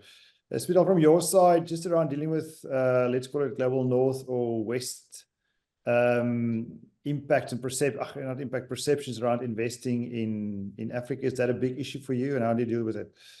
So, I mean, I think Hassem hit the nail on the head, is that, when you're capital raising in the market, your management team is critical with their proven track record and their philosophy that they've entrenched in their business, in how they look at investments. So if you look at Future Growth, we've been in existence for 30 years, it's over 30 years. And we've got several products that prove that, returns don't have to be compromised, in impact investing. We've got funds that have 25-year plus track records that have outperformed, the listed kind of benchmarks out there, investing in similar asset classes. So, yeah, I think it's a perception in the market, which I think is slowly changing. But as Hassem said, that, in Africa, we need to change that mindset that, it's, often people say, oh, I don't want to invest in Africa because the exchange controls, or there's regulatory issues or legal issues in certain countries. I think those can be overcome. It's just, I think you need to have an experienced team in country when you're operating in each of these countries. Okay. Because me sitting in South Africa, I can tell you, if I go and invest in a shopping center in the Democratic Republic of Congo or Nigeria, I will not be able to deliver the returns I do in South Africa because I don't understand that market well enough. And if we hadn't entered that market, we would back a team there and we would integrate with that team there. But you will probably also have a bigger challenge to cap raise as well. Yeah, because of the track record. Africa, for instance, is perceived, with all the issues we have in South Africa, perceived as a relative safe investment market still. I want to open the floor. We're at the end of the formal discussion, so I've got one or two more questions to ask, and just respecting time. I just want to open the floor. If anybody wants to ask a question in person, please raise your hand. I assume Jason or Shaluba will be able to see you in the background, and give you the opportunity to ask. I just want to see if there's any questions from any of the participants that you want to ask directly, which is not in the chat yet. Please feel free to do so. I don't see anything coming up yet. So maybe the one question, I've got two questions I want to ask just from my side, is that there's a lot of, in South African context, and so some of that might exclude you. In South Africa, there's a lot of money tied up in our pension funds, etc. But they typically use that for very perceived safe investment opportunities. So how do we deal or inform them or change the approach of these typical safe investment funds to deploy capital into opportunities which is really driving impact, like you all shared, and actually has a very good return? So, I mean, I'll pose that question to you. Yes, so I think it all depends on the size of, so for example, obviously our main target market is the pension fund market in South Africa, and often depends on the size of that pension fund. So pension fund that's 100 billion rand, it's much easier to make an allocation to, impact investing because they can diversify their portfolio much further and they can maybe put away 2.5% or up to 5% in, private equity like kind of investments. So the ticket size is a bit bigger. But if you have a pension fund that's maybe, or institutional pension fund that's maybe 1 billion rand, it's much more difficult for them to allocate money to the the private markets kind of investments. And what we see in South Africa at the moment is there are multi-managers out there and, firms out there that like Rescura and Alexander Forbes that are doing fund of funds in the space. So what they do is they obviously approaching other private equity funds and then blending them together so that they diversify that risk in a fund of fund structure and create a bit more liquidity as well. It's just interesting when I'm also been on the sidelines, I've been involved in some affordable housing models, etc. And there's such a big need in the South African, I guess, African broader context as well, but we're not getting the funds to drive it yet, which is sad because we can actually quantify the impact and you can de-risk it through some innovative finance models with a blended approach, etc. But it still seemed too risky for some of your more traditional fund pools. Yeah. So it's something that we have to work on. The other question, Neo, maybe this goes to you and Hussam, you as well. In terms of themes around investment, I mean, we hear a lot about renewable energy, financial inclusivity, you've mentioned, gender lens investing, etc. So maybe just share a bit around what's the core themes that drive you and how, and are we sometimes missing the point? Are those themes driving us to focus on one thing and then maybe exclude other opportunities per se? So just share a bit around those, specifically wondering about gender lens investing and gender equity, which feeds into the financial inclusivity and that you've mentioned us previously. So, well, a couple of points here. So I'll cover 3 points. I love the fact that Hussam, as a male, is answering the one on gender lens investing. So yeah, no. It's basically I actually did a training with a couple of my colleagues by the IFC, one of our backers, that was organized by the IFP, actually how to look at gender lens investing, and it's embedded in our approach when we look at businesses, how we actually assess the investment opportunity from a gender lens investing as well. And I can basically, I would like to argue that it is also another element that should not compromise returns, because diversity adds to the level of creativity and the level of skill that is required. So it is a real subject days, but I think it's a real subject, and this will be a debate that we will be engaging. I think others will be engaging in this debate in a number of years, exactly like impact is a mainstream topic now that's still debatable. Gender lens investing will be the same. Are we compromising? Are we not? But again, any form of support for diversity adds to the quality of businesses, adds to the level of creativity, and ultimately results into character. That's kind of a core point and a core thesis. But given that you're discussing themes, I think basically the theme that we are all hearing about, and specifically because we're financial services technology investors, that you will hear a lot about, are 2 points that you need to think of. Number one, AI. It is real. Maybe valuations of some businesses are not real, and how soon the impact will happen, we don't know, but it's a real subject, and it will have positive impact. It will not have negative impact. It will not take away jobs. It will increase efficiency, and it will increase effectiveness. So I don't believe that the rise of AI will be a negative impact for impact. It will be a complementary element that will support the growth of businesses, and it will increase the impact of tech-enabled businesses. Awesome. Yep. On our side, we don't particularly have a gender lens a theme. In fact, so and I'm speaking about the current funds that are equity-based, Umuntu 1, Umuntu 2. In East Africa, in Kenya, we have a new fund, which is a venture debt fund. It's called Prepare, and that one is a gender and climate focus, fund. In the other funds, what we have done in terms of gender is, for us, it's part of our impact, and it's part of our, ESG.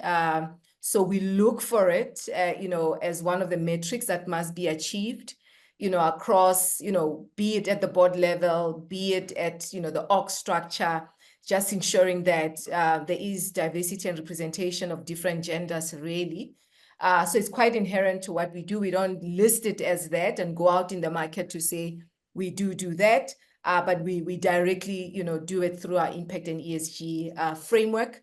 And policies. In terms of the core ones or theses that we track, as I've mentioned, really informed by the bulk of the money allocated to the budget of lower income groups.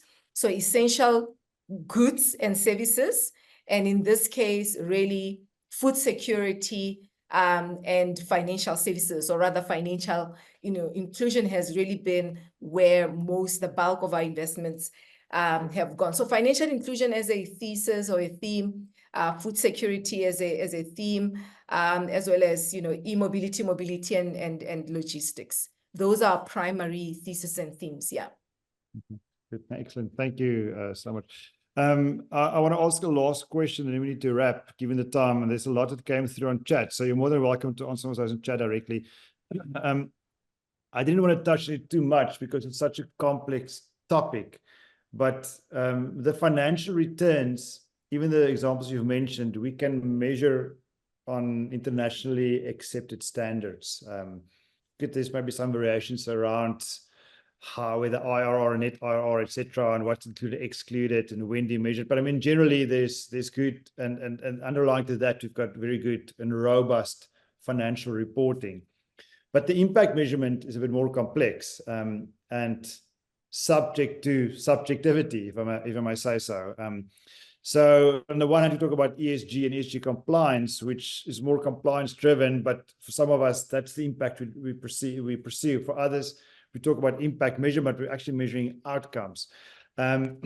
we will see the same fund will have different impact reports depending on the investor pool or the target market they're engaging with. So maybe just from your perspective, not too deep into it, just what approach do you follow to ensure consistency with regards to your impact measurement, and that actually a true story is being told? Because it's very easy to use the word greenwash or to oversell impact and feel good, but actually it doesn't give a true picture. And I'll give each of you just like 1 minute to answer that, and then we have to wrap up. So Sam, I'll start with you. So look, we have actually an impact measurement system that is available on our website. So we call it AIMS, AIMS APIS Impact Management System, and it assesses some criteria that we look through to actually measure impact. So we are trying to actually have a more standard scientific way to measure impact. So what do we look at? We look at access because of financial inclusion. We look at quality, where we look at hard data, such as kind of like people employed or people that are being included into financial services system, and we assess, we measure that. So it's measurable, it's defined, it's measurable, and it's available on our website.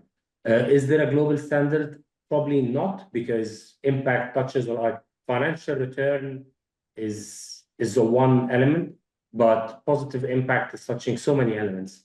And the quality point is key as well, because positive impact not necessarily measured only by quantity, it can be also measured by quality. And that's why I try to cover this in our democratization of financial services point that I was covering in my presentation, and the depth of the market point, where basically the availability of type of products and type of financial services products, these are all more qualitative maybe in nature.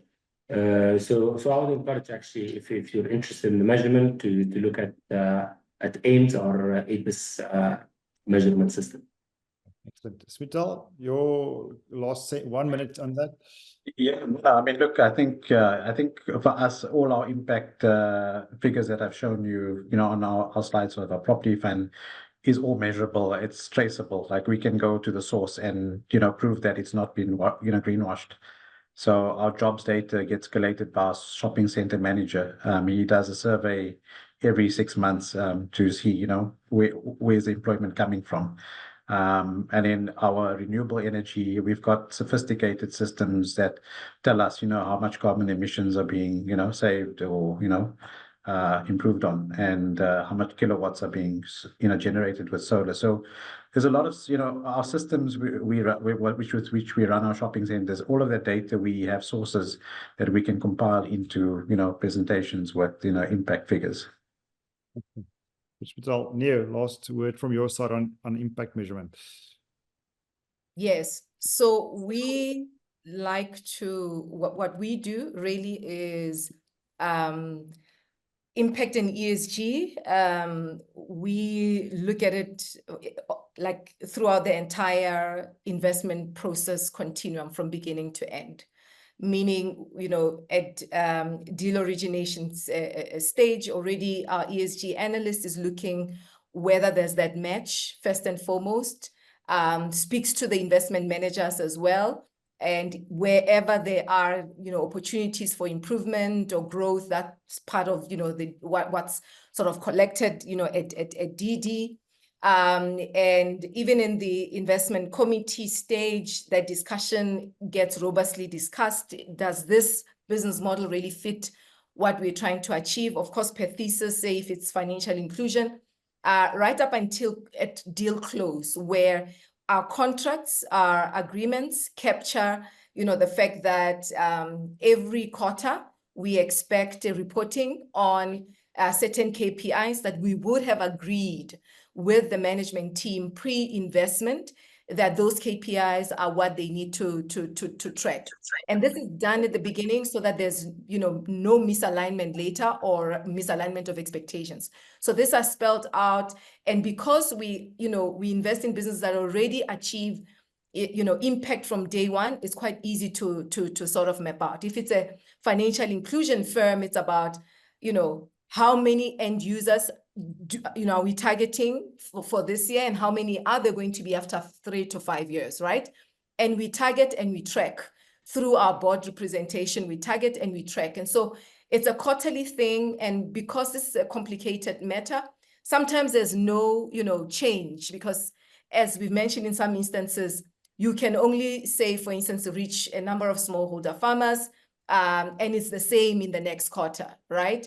And so we do it quarterly. We track KPIs, culminates into, annually, and we look back what we try to achieve and compare it to our targets, what is missing, and so forth. And so it's very real. It's very practical for us. And what we also doing this year is we're getting an independent evaluation of all of our portfolio companies in as far as impact and ESG is concerned, because we are making our own homework alongside our management, or rather the portfolio companies, and we're saying this is the impact we've achieved. And we've got all those source documents, and we can go back to the source, but with a third party looking in, it just adds more credibility to, all the outcomes, outputs, and ultimately impact that we're trying to achieve. Excellent. Thanks for that, Neo. And Daniel, I dropped to the comments the link to our APIS Games I saw that. Thank you so matrix much. if anyone is interested. There's so much I want to discuss more, but we're at the upper limits of our time, so we have to respect you and attendees as well. So I want to wrap up by thank you, Smital, Neo, and Assam so much for your valuable input and sharing your expertise. I'm sure you've got a lot more to say, and that we could probably spend the whole day with each of you and brainstorming and learning from your valuable experiences in the trenches. But unfortunately, we're out of time. So thanks so much. We appreciate it. And thanks for the valuable questions asked in the chat. We will share a mailer to all the delegates at in the next day or two with some summary thoughts and learnings from this discussion. Also some information to the guest speakers. We'll also share some information around the course we're presenting in Kenya and Cape Town around impact investing, where we'll dig deeper and delve deeper into some of these concepts we discussed, especially bringing innovative finance models into it. So Sam, Neo, Smital, thank you so much. We applaud you and we thank you for your time today. Much appreciated. Daniel, thank you very much. Jason, Philuba, thank you for having us. Thank you so much. Take care. Bye, everyone. Yeah, bye, everyone. Bye, Neo. Thank you, everyone.